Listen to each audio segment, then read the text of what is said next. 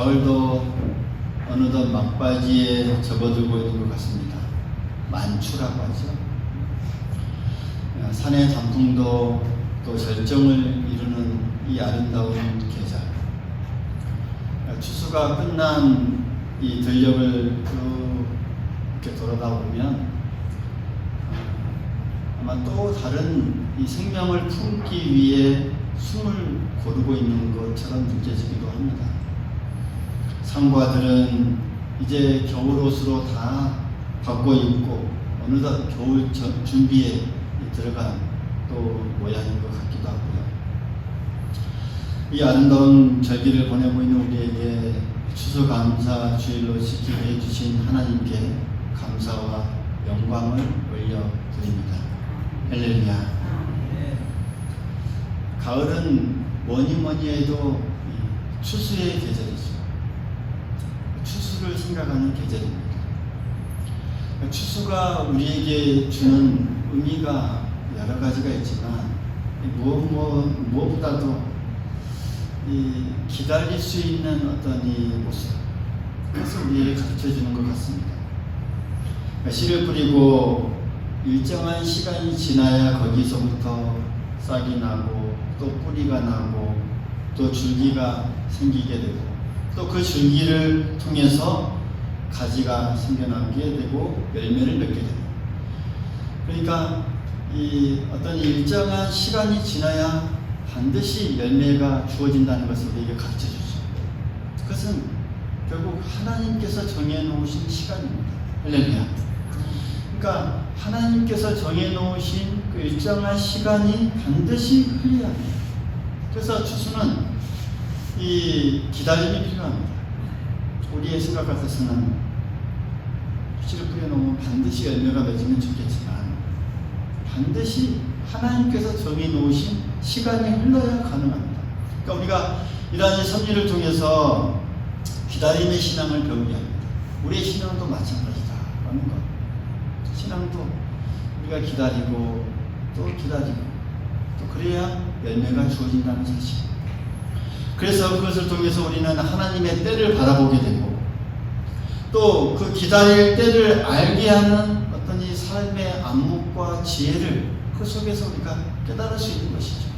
우리가 긴 신앙의 여정을 통해서 하나님께서 주신 우리의 일들을 또 우리가 거기서부터 묵묵히 해나가고 최선을 다하고 땀을 흘리고 성실하게 그 하나님의 은혜의 열매를 기다리는 것, 여기서부터 우리가 배우는 것이죠. 이게 진정한 신앙의 모습이기도 하고요. 이 추수의 계절에 우리의 신앙에도 이런 풍성한 열매가 있을 수 있기를 간절히 소망하겠습니다. 또 추수는 우리에게 한편으로는 감사하는 신앙을 또 일러주기도 합니다. 모든 소출이 어디서부터 시작됩니까? 땅에서부터. 그러니까 열매들 한번 우리가 쌓아놓은 과일이나 혹시 채소들 한번 보십시오. 어떻습니까? 다 땅에서 시작되지 않는 거 있습니까? 없습니다. 한번 보십시오. 하늘에서 툭 떨어진 거 있습니까? 없어요. 그러니까 모든 소출은 이 땅에서부터 시작됩니다. 그 땅에서부터 모든 것을 다 거둬들입니다. 한번 생각해 보십시오. 이 땅을 주신 분이 누구십니까? 이 땅을 주신 분이 누구십니까? 이 땅과 자연을 허락하신 분이 누구십니까? 하나님이십니다. 그래서 우리는 이 추수를 통해서 이 땅의 주인이신 하나님을 바라보게 한다는 놀라운 걸 가르쳐 주죠. 그래서 하나님께서 땅을 주셨기 때문에 우리가 이 추수가 가능하다라는 것을 우리가 알게 하는 것이죠. 그러면서 우리는 동시에 또 깨닫습니다. 우리의 삶과 또 터전을 주신 분도 하나님이시라는 것입니다. 할렐루야. 그래서 우리가 알게 합니다. 그래서 우리의 모든 가정과 생업을 우리가 꾸려나가게 해주시고 또 그 하나님께 감사를 드리는 것은 그 모든 것을 주신 그 하나님께 대한 어떤 이 신의를 지키는 그런 우리의 자세이기도 합니다. 그게 바로 감사입니다. 오늘 우리는 추수 감사 예배를 하나님께 드리고 있습니다. 한 해 동안 지켜주신 은혜와 그 그 사랑에 감사하면서 하나님을 찬양하고 있습니다. 우리의 이 감사와 찬양을 하나님께서 기쁘게 받아주실 줄 믿습니다. 사랑하는 성도 여러분, 이 감사는 우리들의 이 신앙의 기본이기도 하면서 또 삶의 또 기본이기도 합니다. 왜요? 감사하는 사람은 하나님의 뜻 안에 살고 있는 사람이기 때문입니다. 분명히 데살로니가전서 5장 18절에 말씀합니다. 범사에 감사하라 라고 말하면서 이것이 그리스도 예수 안에서 너희를 향하신 하나님의 뜻이다 분명하게 일러줍니다. 하나님의 뜻이 바로 이 감사의 생활이라는 것이죠. 그러니까 하나님의 뜻 안에 우리가 살아간다라고 한다는 것은 이런 감사의 생활을 할 수 있다라는 사실입니다. 이 모든 것이 하나님께로부터 왔고 또 이 모든 것이 하나님의 섭리 안에 있고 이것을 인정하는 사람만이 바로 하나님께 감사할 수 있으며 결국 그런 사람이 하나님의 은혜 안에 거할 수 있다라는 사실이죠. 신구약 성경 가운데서도 보면 이 감사라는 이 단어가 176개 구절이 나옵니다. 많은 곳에서 감사의 구절을 언급하고 있고 또 우리에게 요구하고 있습니다. 이처럼 감사의 중요성을 우리에게 강조하고 있다는 것이죠. 그래서 거기에 보면 성경의 이 강조점은 언제나 하나님께 감사해야 된다는 것이죠. 모든 것을 섭리하시고 주관하시는 하나님께 감사해요. 왜 하나님께 감사를 해야 하고 왜 어떻게 감사를 해야 하는가를 모든 그 성경 곳에서 우리에게 밝혀주고 있습니다. 어떤 분은 이 감사에 대해서 이 불평과 이 비유하면서 감사와 이 불평은 똑같이 땅에 묻혀 있는 것이라고 이렇게 비유합니다.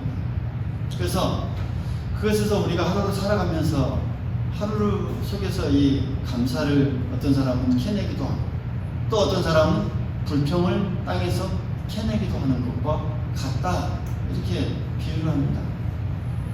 마치 금광에서 우리가 무엇을 캘 때 어떤 사람은 금을 캐는 사람도 있는 것 반면에 어떤 사람은 뭘 캐요? 돌멩이를 캐는 사람이 있는 것과 같다라는 사실이죠. 그래서 우리는 매일매일 뭘 캐는가 참 중요합니다. 이 감사라는 것을 통해서 우리는 보화를 캐낼 수 있다라는 사실이죠. 할렐루야. 그러니까 우리가 영적으로 정신적으로 부여해질 수 있는 이유는 바로 이것입니다. 우리가 얼마나 이 감사라는 열매를 많이 캐낼 수 있나 거기에 달려있다라는 사실. 오늘 우리가 읽은 이 시편 103편은 다윗이 읊었던 이 시편 중에 한 편입니다. 그는 오늘 이 말씀을 통해서 우리에게 외치고 있습니다. 하나님을 송축하라. 그리고 그 은택을 잊지 말라. 할렐루야. 한번 따라해 보십시오. 하나님을 송축하라. 하나님을 송축하라. 그의 은택을 잊지 말라. 그의 은택을 잊지 말라. 하나님께서 주시는 그 은혜, 그 은택을 잊지 말라라고 우리에게 오늘 말씀하고 있습니다. 송축한다는 것은 하나님의 은혜를 노래하면서 감사한다는 의미입니다. 무엇을 감사하며 어떤 은택을 잊지 말라는 것입니까? 우리 3절의 말씀을 보면 그가 내 모든 죄악을 사하시며 할렐루야 모든 죄악을 사하시며 내 모든 병을 고치시며 이 은혜를 우리가 잊지 말라는 것이죠. 이 은혜를 우리가 송축하라는 것이죠.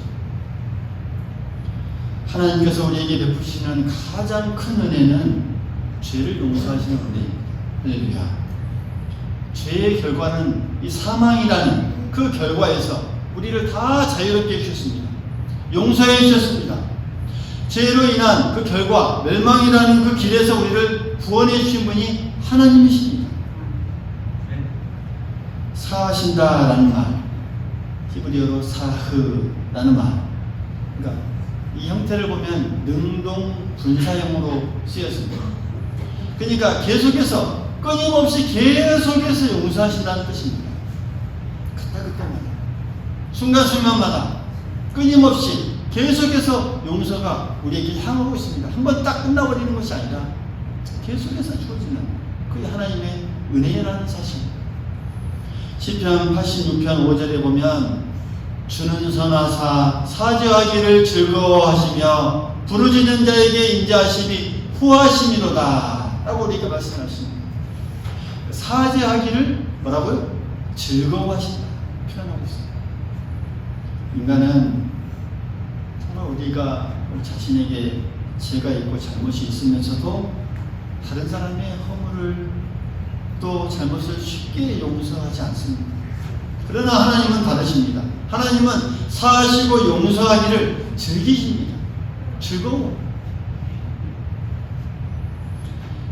우리는 죄 사함을 받은 사람들입니다. 그 은혜를 잊지 말라라는 것이 오늘 이 3절의 말씀입니다. 그 은혜를 잊지 마시길 간절히 소망하겠습니다. 그 은혜를 늘 기억하고 감사할 수 있기를 간절히 소망하겠습니다. 그뿐입니까? 내 모든 병을 고치시는 은혜를 잊지 말라고도 말씀하시죠. 여기서 말하는 이 모든 병은 육체의 이 질병뿐만 아니라 정신적인 모든 이 병까지, 고통까지 다 포함하는 그런 말씀입니다. 고친다는 이 말, 라파. 그래서 치료의 하나님을 여호와 라파 이렇게 하시죠. 말하죠. 그러니까 그 뜻은 역시 어떤 이 단순한 육체의 병만을 고치는 어떤 의료 행위를 말하는 것이 아니라 완전한 상태에 고쳐서 회복시키는 것을 의미합니다. 뭐까지도 우리의 모든 영적인, 정신적까지 모든 포함하는 말입니다. 육체의 질병, 또 상한 마음, 또 실패, 절망, 포기, 고독, 그 우리의 이 육적으로부터 오는 이 마음의 병까지, 육적인 아픔을 넘어서는 모든 마음의 아픈 것까지 포함하는 영적인 것까지 다 치료하는 그 치료의 하나님이심을 오늘 이 말씀하고 있습니다. 치료하는 하나님이십니다. 고쳐주시는 하나님이십니다. 모든 것을 싸매어주시는 하나님이십니다. 그 하나님의 은혜를 잊지 말아야 한다는 사실이죠. 출애굽기 15장 26절에 보면 나는 너희를 치료하는 여호와다 라고 이렇게 말씀합니다. 할렐루야. 나는 너희를 치료하는 여호와다. 그러니까 야훼 라파, 여호와 라파. 그러니까 여기에 이 말씀은 싸매시고 꿰매어서 완치하시는 하나님이라는 그 의미가 이 말 속에 포함되어 있습니다. 지금도 하나님은 우리의 모든 육과 영의 질병을 치료하고 계십니다. 계속해서 우리의 모든 상황을 아시고 치료하시는 하나님이십니다. 우리가 읽지는 않지만 오늘 시편 103편 14절에 보면 이런 말씀이 있습니다. 이는 그가 우리의 체질을 아시며 우리가 단지 먼지뿐임을 기억하시리로다.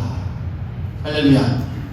그러니까 우리의 모든 체질을 아시는 하나님, 우리를 창조하셨기 때문에 이 우리의 체질을 다 아신다 말씀하십니다. 다 아십니다. 원인을 몰라서 아파하고 고치지 못하는 그 마음의 모든 병까지도 다 아시는 하나님. 그러나 하나님은 우리의 이 체질, 나의 생각, 나의 마음, 나의 과거, 현재, 내일을 다 아시기 때문에 우리를 언제나 고치시고 또 새롭게 해주신다라는 그런 말씀입니다. 그 은혜에 감사할 수 있기를 간절히 소망하겠습니다. 그리고 5절의 말씀을 보면 한번 따라해 보시죠. 좋은 것으로 내 소원을 만족하게 하사.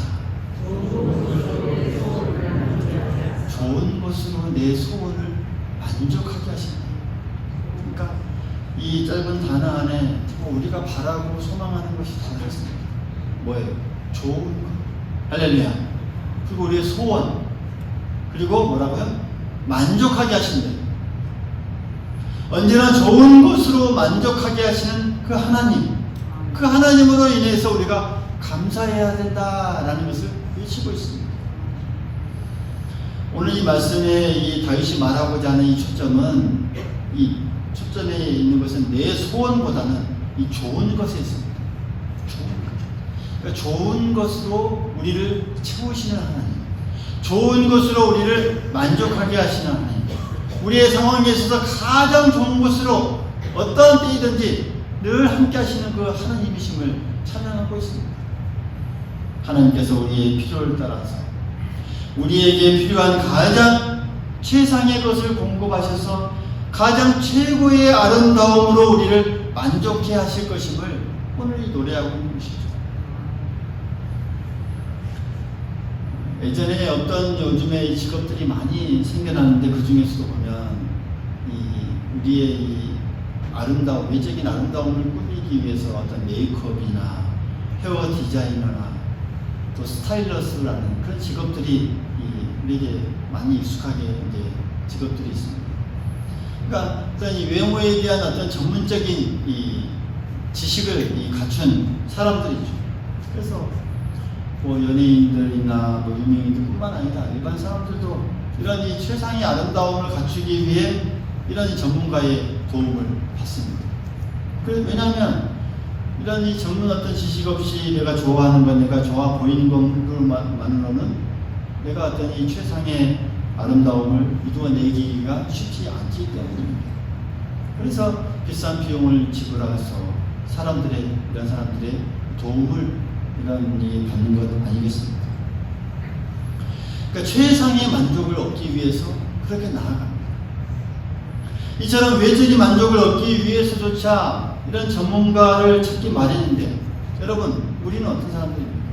이 영적인 만족을 얻기 위해 늘 추구하는 사람들입니다. 할렐루야. 이런 영적을 만족을 위해 우리가 더 전문가를 찾아서 또 우리가 가야 하는 것이 당연하지 않겠습니까? 우리의 이 최선의 만족을 얻기 위해 우리가 늘 찾아야 할 분이 누구시겠습니까? 누굽니까? 하나님이십니다. 하나님은 우리의 최상의 만족을 주기 위해 늘 디자인하시는 분이십니다.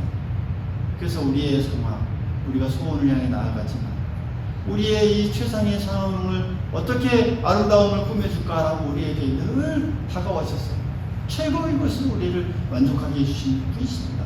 그분께 나아가면요, 그분께 매달리면요, 그분께 가까이 가면요, 여러분, 하나님은 우리에게 최상의 만족을 주시길 원하시는 분이십니다. 그래서 누구보다도 더 보배롭고 영화로운 존재로 우리를 가꾸어 가기를 원하시는 분이 바로 하나님이시라는 사실 꼭 기억할 수 있기를 간절히 소망하겠습니다. 그러기에 때로는 우리가 가진 어떤 유한한 생각과 지식과 어떤 이 다른 응답을 거기에 대해서 다른 응답을 주시기도 합니다. 때로는 정반대의 응답을 우리에게 주시기도 합니다. 상황을 펼쳐주시기도 합니다. 그러나 그것은 우리의 소원이 거절되고 폐기된 것이 아니라 더 좋은 것으로 우리를 만족해 하려는 그 하나님의 큰 사랑과 자비에서 비롯된 결과임을 우리가 믿을 수 있어야 하겠습니다. 그러므로 우리가 하나님께서 항상 우리에게 늘 좋은 것으로 우리에게 먹이시고 또 우리의 소원을 만족하게 하시는 그 분이심을 우리가 믿고 나아가는 것, 우리가 감사하는 자로서의 우리의 모습이다라는 것 우리가 꼭 기억할 수 있기를 간절히 소망하겠습니다. 하나님께서는 항상 우리에게 좋은 것으로 먹이시고 우리의 소원을 만족해 하시는 분이심을 우리 모두 믿을 수 있기를 간절히 소망하겠습니다. 때로 우리의 소망과 전혀 별개의 응답이 온다 할지라도 우리의 삶에 펼쳐지는 이 상황은 우리의 생각과 우리의 소원과 다른 상황이 주어질 수도 있습니다. 그것은 어떻게 보면 우리의 이 미천한 우리의 생각을 뛰어넘는 하나님의 능력으로 더 큰 만족을 가져다 줄 것을 확신하면서 우리가 감사하는 성도가 되어야 한다라는 사실이죠. 오늘 추수감사주의를 지키고 있는 우리에게 이러한 만족을 주시는 그 하나님이 우리가 마음속에 깊이 새길 수 있기를 간절히 소망하겠습니다. 언제나 우리에게 선한 것으로 채워주시고 또 함께 하시는 그 하나님을 찬양하는 귀한 시간 될 수 있기를 간절히 소망하겠습니다. 오늘 이 시간 하나님께서 친히 임재하여 주시고 또 감사하며 하나님께 나아가는 우리들에게 선한 것으로 채워주시고 또 앞으로의 일생 가운데서 늘 언제나 좋은 것을 우리에게 만족하게 해 주실 줄 믿습니다. 그 믿음으로 또 주님만 바라보며 주님께 한 걸음 한 걸음 더 나아가는 우리 모두가 될 수 있기를 간절히 소망하겠습니다.